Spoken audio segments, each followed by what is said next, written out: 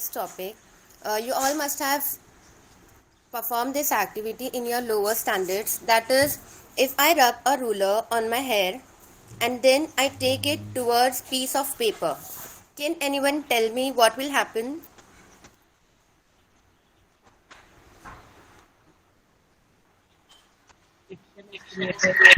Piece of papers will get attracted towards the ruler. Yeah, correct.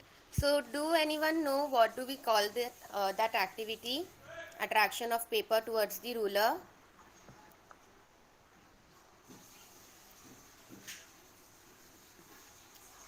Okay. The static Yeah, static electricity. electricity. Yeah. So our topic for today is static electricity. So now let's begin.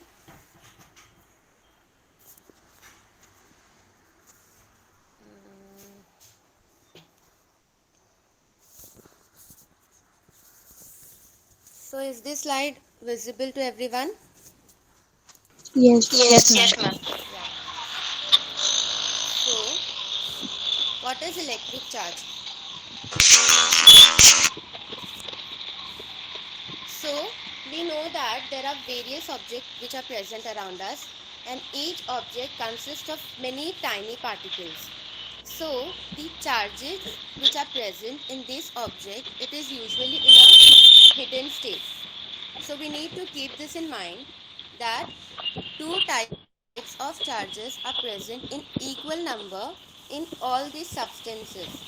So basically the substance consists of atoms, and atom it is electrically neutral, which means that it is balanced with equal number of negative as well as positive charge. Hence, we can say that the object is not charged. For example, if I don't rub the ruler on my hair, then it means that the ruler is not yet charged. Whereas when I rub the ruler, that means that I am charging the ruler. So now, the scientist Benjamin Franklin, he was the one who named the electric charge as positive charge and negative charge. Now, when the positive charge and negative charge are balanced, it means that the object is neutral. I already said this, which means that there is no net charge on the object. Whereas, if these charges are not balanced, then the object is said to be charged. We can see this activity now.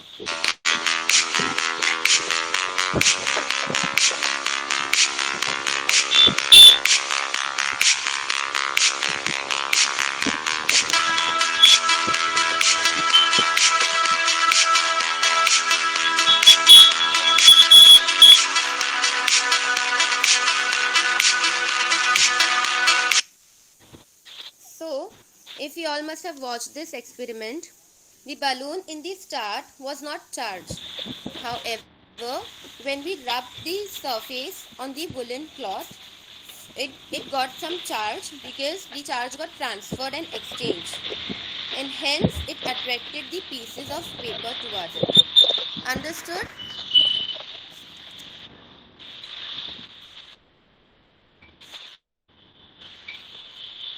The Yes. same thing was applicable for the ruler experiment also. Now, let's proceed further. Now we will see the property of attraction and repulsion. So, before I explain,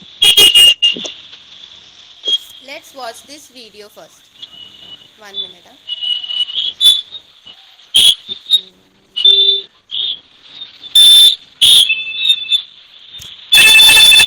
Insha, Yes. Yes. you can tell sir उनका mic on है. Someone's mic is on, I feel.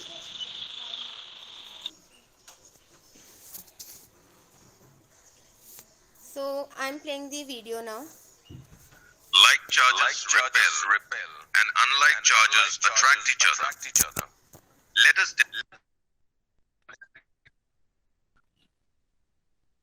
like charges repel each other, while unlike charges attract each other. All the are positively or negatively charged. Rubbing an object helps to separate the charges. Take an ebonite rod and charge it by rubbing it with wool and suspend it with the help of a thread on an iron clamp so that it may swing horizontally. Similarly, take another ebonite rod and rub it with wool and bring it near the suspended ebonite rod. You will observe that the two ebonite rods repel each other.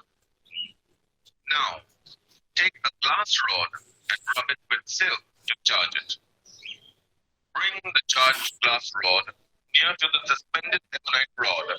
You will observe that the glass rod will attract the ebonite rod. Now again, take a charged glass rod and suspend it from the iron clamp as you did in the first case. Rub another silk rod with silk and bring it to the suspended charged glass rod. The two glass rods will repel each other.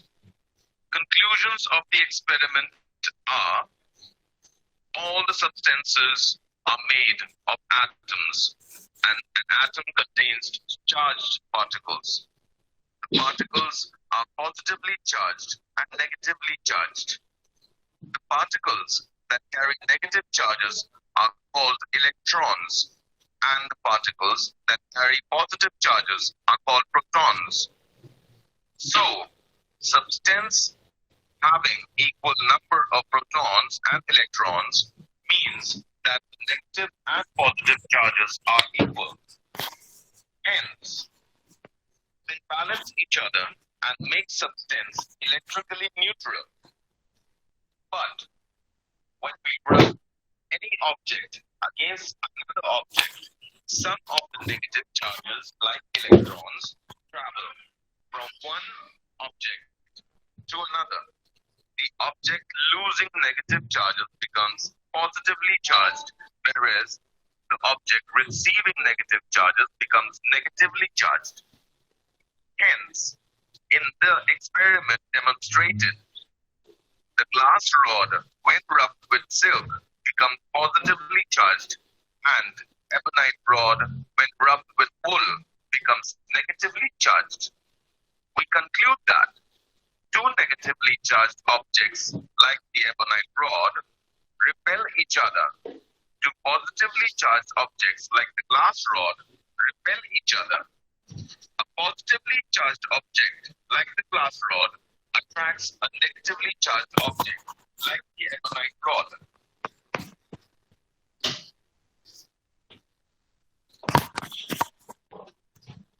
So, we can conclude that when we take two similar objects, it push each other. That is, it repel each other. Whereas, when we take two different objects, then it will attract each other. So, two rods carrying opposite charges, they will get pulled, and it is called as attraction. Pulling is attraction. Whereas, two rods carrying similar charges, it will push each other, and this is called as repulsion. So, moving further, now let's learn about the origin of electric charge. As said earlier, all the substances, they are made up of particles which consist of tiny atoms, and atoms are neutral in nature. So, it consists of positive charge, which is stationary, whereas moving around them are the negative charge. Now, if we observe this image, so when we rub an object, the negative charge of one object, it gets transferred towards the other object. So this object to which the negative charge is getting transferred, now this will be the negative charge. And as this is losing the negative one, this will be the positive charge. So vice versa. So when two objects rub, one becomes the positive charged, whereas the other one becomes the negative charge. So, if we read this, when objects are rubbed against each other, the negatively charged particles on one object go to the other object. So, the object to which they go becomes negatively charged because it is containing excess of negatively charged particles. And thus, the two objects, after being rubbed, one becomes the positive one, whereas the other becomes the negative one. So, how we can define static electricity? What exactly is static electricity? So, the electric charge which is generated by friction is called as frictional electricity, and the charge which produced only at the time of friction, that is rubbing. So, hence this is called as static electricity. Now, again we will see one more experiment. So, if we see, he is charging two straws. In the same manner, he is rubbing the two straws on the woolen cloth.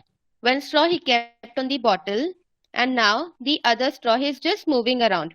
So, if we see the straw, it is repelling. Whereas now, if we take the woolen cloth near the straw, it is getting attracted towards the cloth.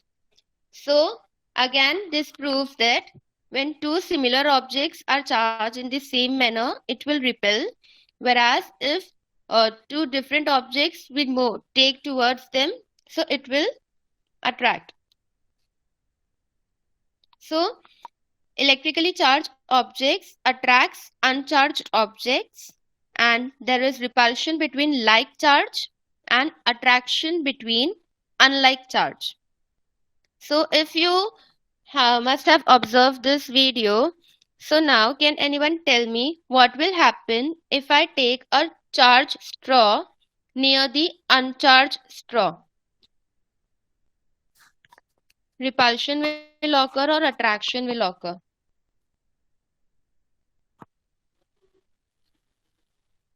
Anyone?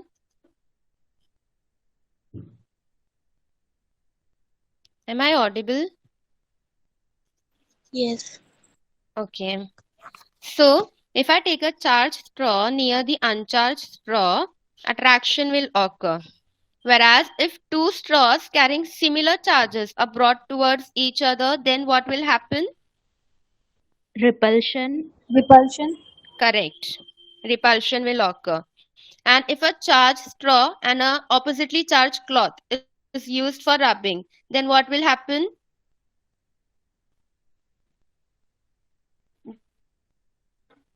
Sorry, Attraction. Yeah, attraction. So I hope this attraction and repulsion concept was clear to everyone. So moving further, charging object by contact and induction. So this is the last activity which we are going to see now. So if we rub a comb or a balloon on our hair, and if we take the comb near a thin trickle of water from a tap, so let's see what happens.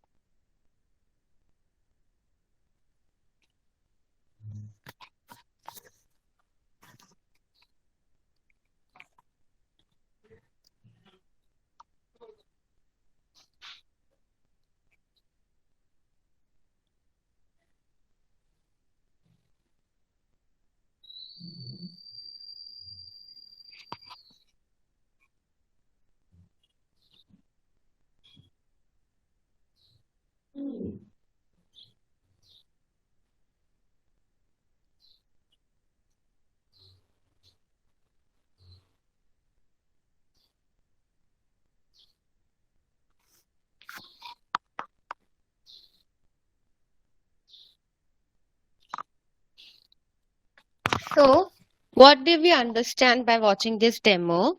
Firstly, the water was not charged.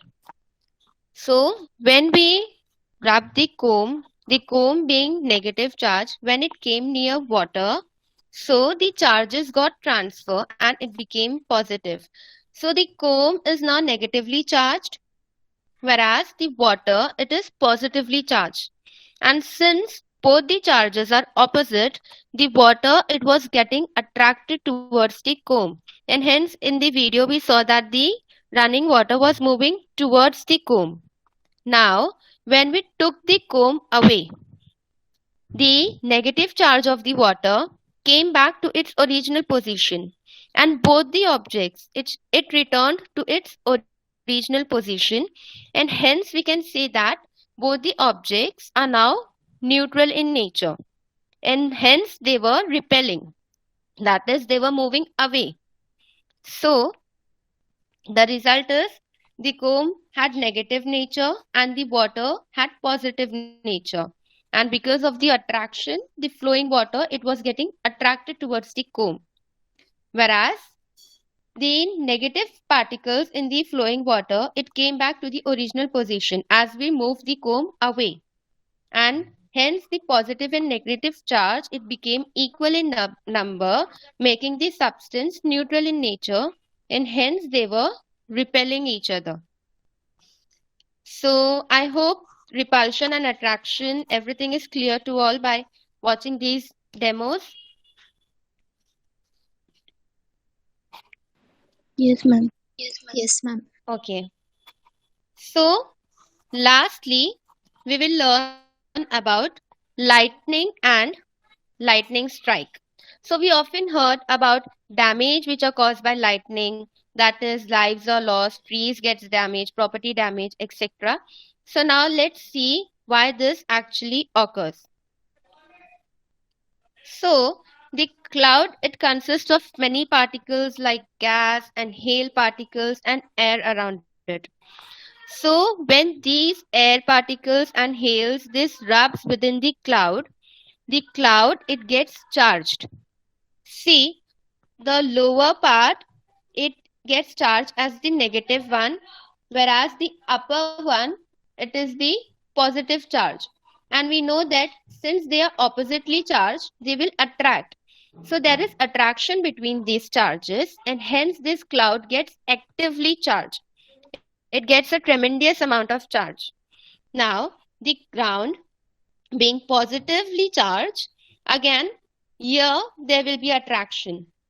So this ground, this will pull the cloud. So there will be a striking, and hence we can see lightning occurring in the clouds. So the charge will come down from the cloud, and from the ground the charge will move up, and when these cloud charges clash, we can see lightning.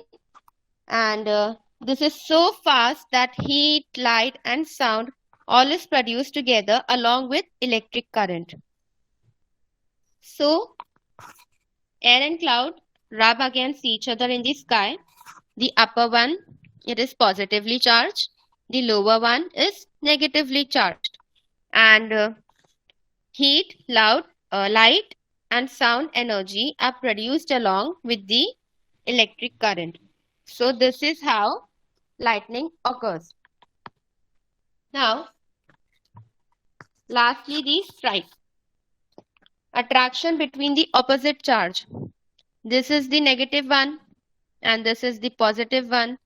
That is the trees, buildings or any structure which are present on the ground. They are positive in nature, positive in charge, whereas the cloud being the negative one. So the charges on the cloud, it flows towards the building or anything that is present on the ground, and then it just strikes, and this is called as the lightning strike. So here we have completed with our today's topic. What we have learned that electric charge consists of three types: positive, negative and neutral. Positive is plus, negative minus charge, and neutral is balanced one. When the object is not neutral, then we can say that it is electrically charged. We have learned about repulsion, that is object with same charge comes closer, that is they push. And whereas attraction, okay, I have written, okay, when object with different charge come closer, so they pull each other. Lastly, we saw about lightning and lightning strike. So the upper part is positive charge of your cloud, whereas the lower part it is negative, and the ground it is positive in nature. Hence, attraction occurs, and we can see lightning occurring.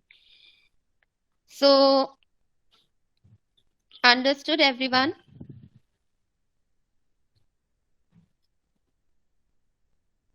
Yes, ma'am. Okay. So the questions.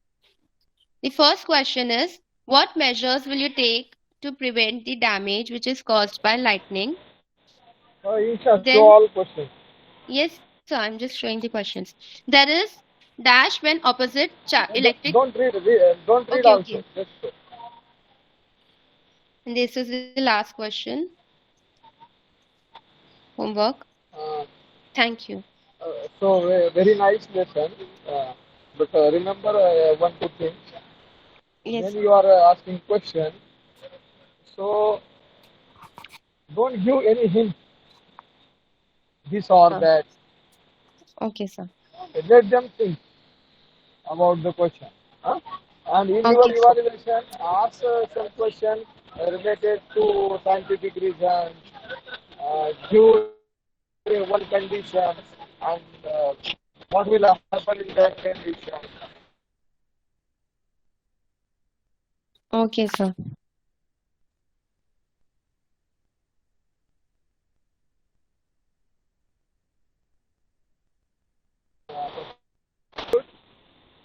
Have